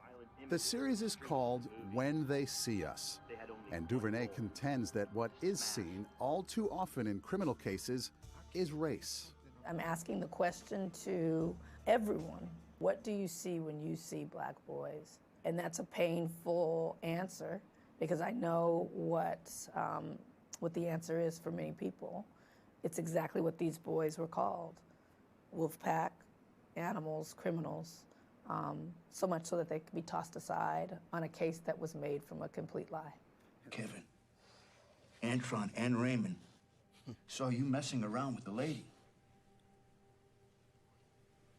Who said that? In the series, as in life, only 2 of the 5 teenagers even knew each other. But during interrogation, they say police coerced them to create stories implicating one another. Who are you talking about? The lady in the park! I didn't see a lady or hit anyone. Raymond saw you hit her! Who's Raymond? The men who lived through it say the reality was even worse. Soon as we get in, they separate us, and they start working on us. And I'm hearing Corey being physically beaten in the next room. And I'm immediately beyond afraid. At the time, my mom, she suffered from a stroke. She had diabetes, and she left. And that was their time to get on me. And what happened? What didn't happen?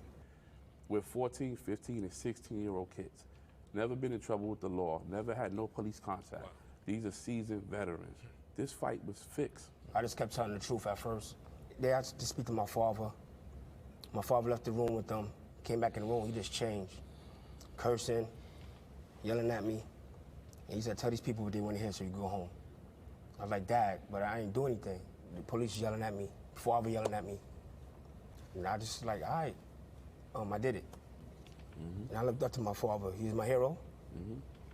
But he gave up on me. You know, I was telling the truth. He just told me to lie. Did you ever make peace with your father? No. Didn't want to. He said he didn't want. He said, hold it. Did you ever make peace with your father? The black man that's interviewing him could even relate to know what questions to ask. None of us are totally absolved. If you're black in this country, you ain't absolved of some of the pain that our people go through. And when I think about, and I'm thinking about the brother that hung himself with the air conditioner cord and all of that. You know, your heart bleeds for your people. I know he didn't. I can imagine he didn't know the truth. And know the Most High. And so I don't know what to really. I don't want to say anything negative about the brother, but the Lord, that's in the Lord's hands. I'll just put it like I put it like that there. But if you did not repent before you left this earth, you done. So I understand it from that point because that's biblical. So I want to make sure that people get that understanding. But at the same time, our hearts bleed for our people, especially when they. Who could sit by and watch and just be totally unconnected to the suffering that you see your people go through? That's not us, man. We just the same way our girls are being snatched up off the street. They're not in the body. They're not in IUIC. These are our girls in the community, and we feel that pain, man. Right? Whether they're in the scripture or not, we feel the pain of our people. So I feel the pain of Khalif Browder and these brothers. Right. Even though they didn't know the scriptures, I feel that pain. And I just, I'm not the Most High, but according to the scriptures, if they did not repent, they're not going to make it. So I'll just leave it there, and I'll let the Lord take it from there, But as we're looking at this scene here, I'm gonna give it to you, Captain, real quick. As we're looking at this scene here, the interviewer is asking him, the brother, and he said about forgiving. He said, "Do you forgive your father?" The brother said, "No, I don't feel like I can," because he felt like he was let down. And this is what I was talking about through all the videos that we were looking at. The fact that our fathers are not in the home, it leads to situation. That's a trauma itself. The women are under the trauma. And I remember his particular story because I watched him on another program. He was afraid to let his kids go outside. Right. He was afraid to let his kids go outside because they might just get picked up from some mistaken identity thing and go through the mess that he went through. So that's a whole level of trauma right there. So go ahead, Captain. But no, just the young men how they got them, young black men. Even myself, even us, let's just talk about it.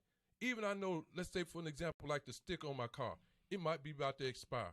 I know in my head, I got to get that sticker taken care of my car because if the police pull me over for some expiration on my tag, that could even mean that he could sit there and say, I done something wrong. That could be the enemy. I'm already already get myself ready to take care of that sticker because it could also cost me my death.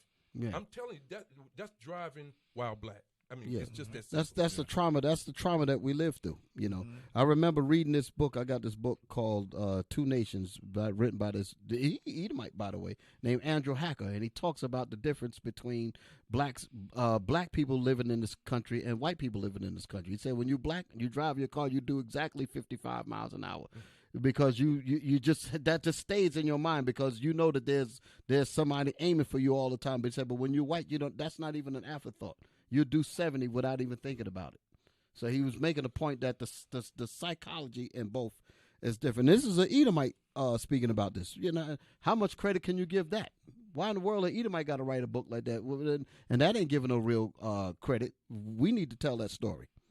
I'll let no Edomite tell a story, but I just mentioned that. Go ahead. They want to. Wow. My life is ruined.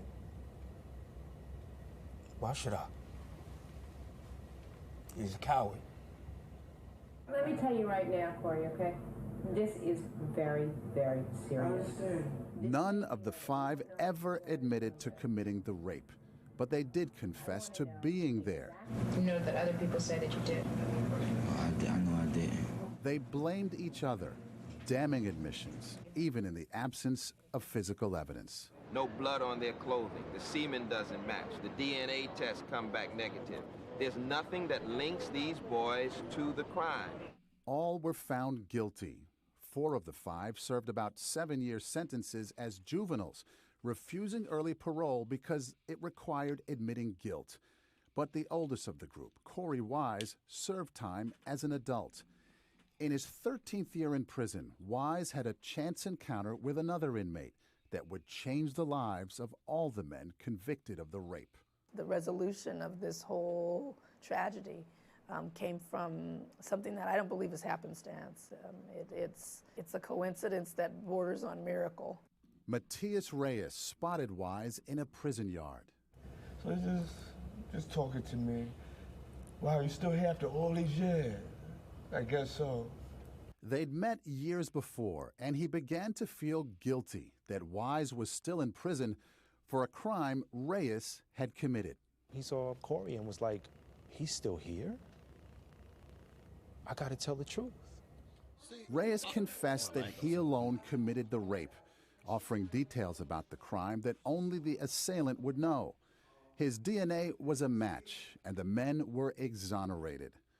The city of New York eventually agreed to a $41 million settlement, about $1 million for each year of imprisonment. Did the money make it better? We were able to relocate, put our children in better situations. Besides that, no. No amount of money could have given us our time back. Is there a life lesson for what you've been through? Truth. I preach to my kids, just tell the truth. Be true to who you are. Honestly, the last time I lied got me 7.5 years for something I didn't do. All right, let's stop it there. Yeah. Let's stop it there. So as y'all can see, with time running, I guess y'all got any scriptures, anything y'all want to bring out on this? Behold. What's going on with this thing? What's okay? Got anything y'all want to bring out? Well, I did want to say, you have, the Central Park 5. I watched this particular documentary. Some may say it's a movie, but you can watch it on Netflix. And then actually after watching this, it led me into another documentary, a movie that was dealing with Khalif Browder, so which was pretty interesting to see this pattern that's going on. So I saw that what it was that the justice system had to have somebody to take on the responsibility for this crime being committed against the woman jogging in the park there. Mm-hmm. Okay, so these was young men that was suspects of something they didn't do, and obviously you can see the trauma that they had to go through each individual, Yusuf Salam, Antron McCray, Corey Wise, Kevin Richardson, and Raymond Santana. So they all had their individual stories and happenings, but it really damaged them in a way that they can't get back. Like you said, the amount of money could never bring that back to them, the life that was taken away from them. Even to be men, as you see, they trying to be fathers or whether husbands or just being civilized men, disciplined men, living in society. You see how hard it is for them to even live and cope with these things even now, Captain. You see what I'm saying? Yeah. They talked about their families and that they're trying to, hold fast to the children that's coming up behind them. But there's a script. Eli, help me out with this script. I want to talk about Hebrew 6 and 10. We was talking about this earlier before we got going, but I just want to see this discipline, what we talking about. There is some discipline when they held the line like that, and they didn't cow down to all those pressures that was. As young 14-year-old, they said, I didn't do it. Right. As young 15-year-olds, they said, I did not do this thing. Right. They was all holding the line. Right. Read that, Officer Eli. And I got a scripture I want to bring before we close out. Go ahead. Hebrews chapter 6, verse 10. For God is not unrighteous to forget your works and labor of love. Even though they, we concede, but the works that they stood for righteousness. They stood for the truth. They stood for what was right. God is not, read that from the top again. For God is not unrighteous to forget your works and labor of love. Read on.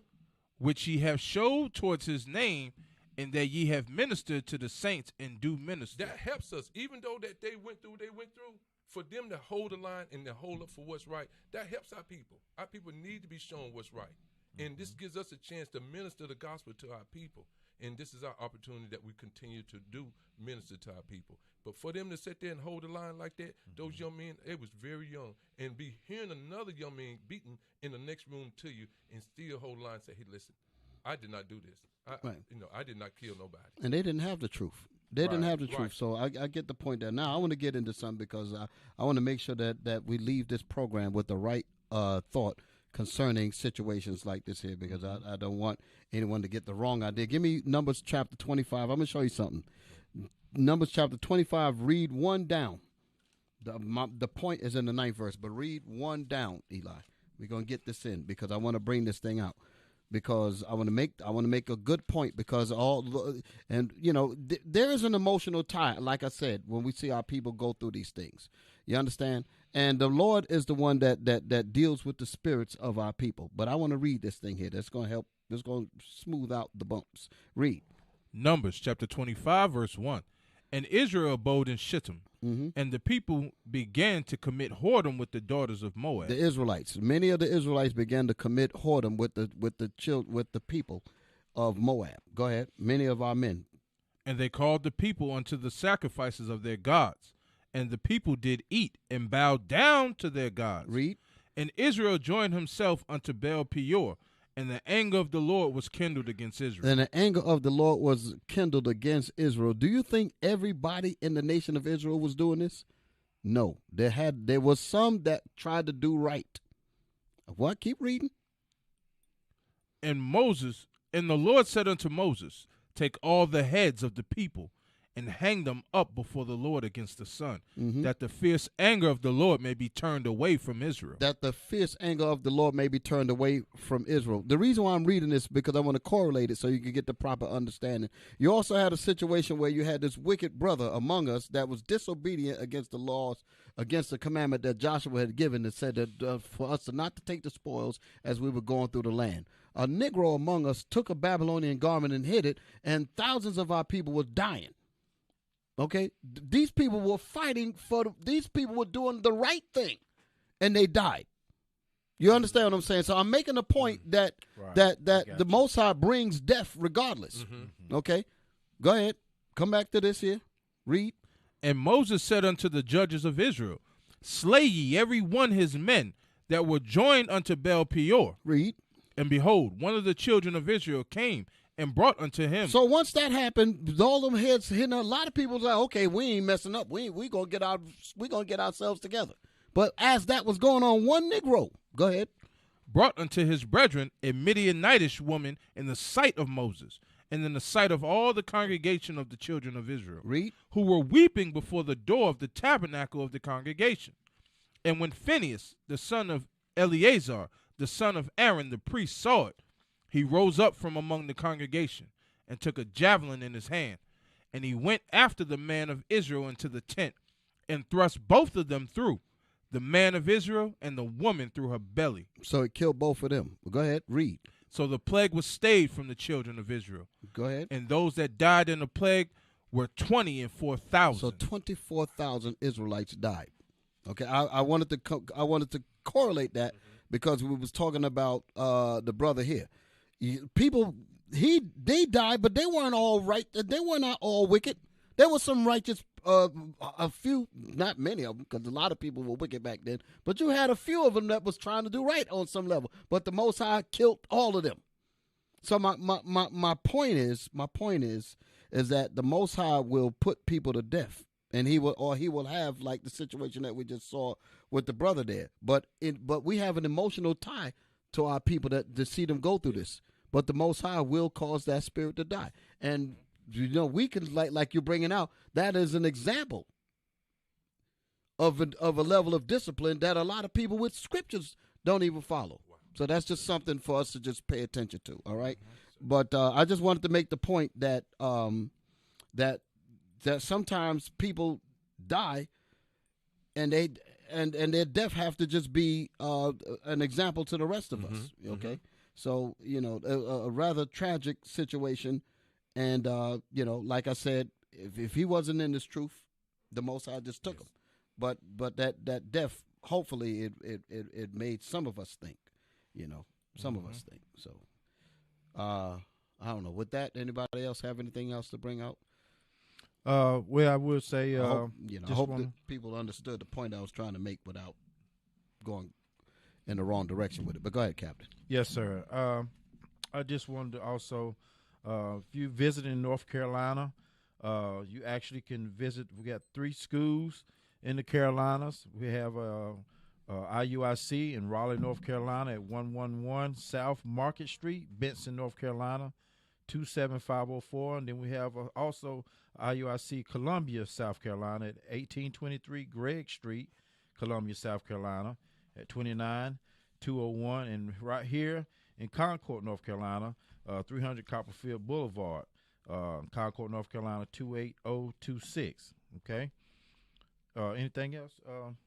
That's it. Well, next week we'll continue on with this series, and we have a lot more to bring out to you. And stay tuned, brothers and sisters. It's time for us to get ourselves together. But what I wanted to say in regards to the topic, because of our non-adherence and discipline in keeping God's laws, we bring on such tragedies like this here. And that was the point that I was bringing out, okay? But by us not standing up and being the real men of God, we will allow our sons and daughters to go down this very path of destruction, and it's a horrible thing. It's terrible. Our kids are being abducted. Our women are being abducted because of our refusal to do God's word. That's why all these terrible things are happening. You understand? That's why these things are happening. So we have to return to God. We have to. We have to keep those laws like the Most High said in that Bible. So, next week we'll continue on with that. All right? Deacon, I do want to bring this out. So those of y'all, make sure you reach out to your camp leaders for registration for the Passover. Also, I just want to make this statement clear here that we are not affiliated with any other Israelite group. Israel United in Christ is a nonviolent, Bible-based movement. We do not advocate or condone any acts of violence against any race, ethnicity, or gender. We advise that if anyone hears or knows of any plots to cause harm to anyone or to break the laws of the land, you must contact your proper authorities to bring awareness to any possible threat, as stated in Leviticus 5:1. And that's all I have with that. All praise to the Most High. That's shalom. on point. Most High in Christ bless y'all. Shalom. Shalom. Hey, Israel. shalom. Most High in Christ bless. Most High in Christ bless.